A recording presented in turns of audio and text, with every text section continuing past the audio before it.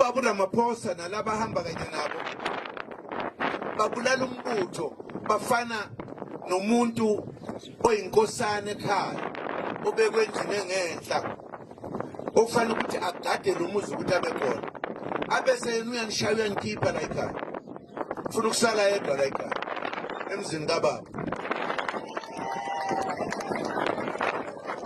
Akekho umuntu ongathi ngoba umfowethu uphuma la ekhaya likababa ongelona lakhe angakusho lokho mase zakhelela ekhaya elakithi leli. Kufanele sivikele abantwana la ekhaya nomakoti yonke into ngoba lokho uzoxosha sihambe ey'ngalweni lapha. Senze njani ke manje njalo? Kubaleke ngoba ethi phuma la ekhaya ukuze uyabaleka nawe uyohlala ehlathini emzini kababa aphume yena.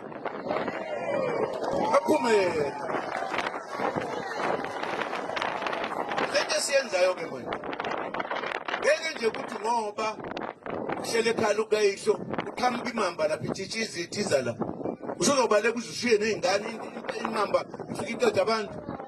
Kufanele uphume ubhekane nayo uyishaye uma ungaphethe enduku uyibambe ngezandla uyiphule intamo noma akulumile nifana ababili kongoba.